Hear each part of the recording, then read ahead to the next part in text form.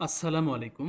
প্রাথমিক গণিত চতুর্থ শ্রেণী পৃষ্ঠা নাম্বার 48-এর মাঝের অংশে এই যে কথার অঙ্কগুলো রয়েছে এগুলো আমরা সহজ পদ্ধতিতে সমাধান করা দেখব।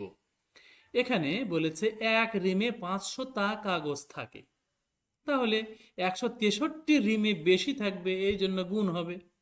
আমরা তাহলে গাণিতিক বাক্যটা এভাবে লিখব, 500 গুণন 163। এখন জাস্ট 5 দ্বারা 163-কে গুণ করলে 815 হয়, তার সাথে এই দুটা শূন্য বসিয়ে দিলেই গুণটা মুখে মুখেই হয়ে গেল। এটাই হলো উত্তর।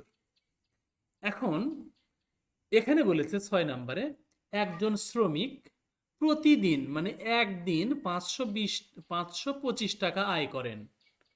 3 মাস 18 দিনে, মানে 3 মাস করার পর আরো 18 দিনে তার কত টাকা আয় হবে। এখানে বলেছে 1 মাস সমান 30 দিন, এইটা ধরে।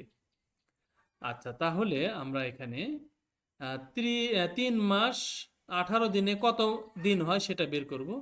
3 মাসে হলো 30 গুণন 3, তাহলে 3 30 90, তার সাথে 18 যোগ, এই হলো 108 দিন।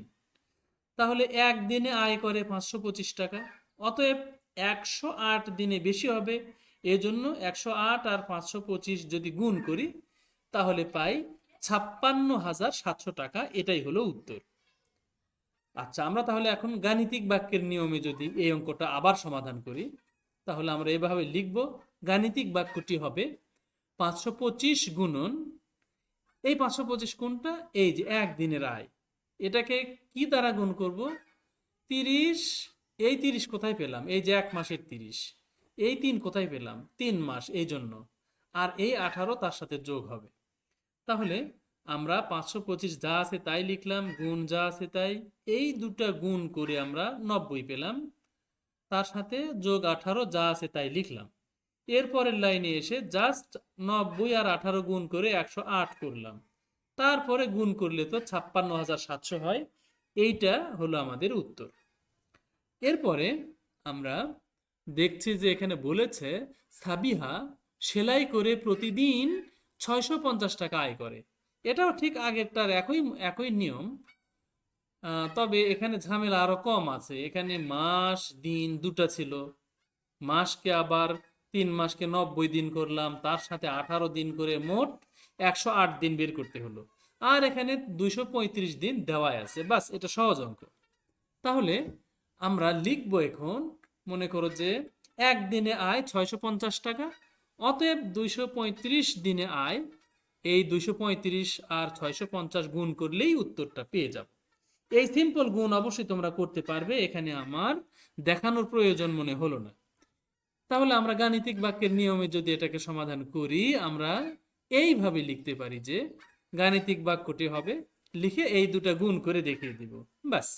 যে কোনো একটা নিয়মে তোমরা সমাধান করতে পারো। এখন আমরা 8 নম্বরে সমাধান করব। 89টি বান্ডিলের প্রতিটিতে 500টি করে ফুটবল ম্যাচের টিকিট রয়েছে। মনে করো এইগুলো হলো ফুটবল ম্যাচ দেখার বা স্টেডিয়ামে ফুটবল ম্যাচ দেখার হলো টিকিট। বান্ডিলগুলোতে মোট কতগুলো টিকিট রয়েছে, তাহলে একটা বান্ডিলে 500, তাহলে 49টি বান্ডিলে কতটি, তার মানে বেশি হবে, তার মানে গুণ। বোঝাই যাচ্ছে এই দুটা গুণ করলেই কাজ হয়ে যাবে। তাহলে আমরা কি লিখব, আমরা লিখব এরকম যে একটি বান্ডিলে টিকিট আছে 500টি, অতএব 49টি বান্ডিলে টিকিট আছে, 500 গুণন 49, অর্থাৎ 5 আর 49 গুণ করে যদি এই দুটা শূন্য দিয়ে দেই তাহলেই হয়ে যাবে উত্তর। উত্তর হলো 24,500টি।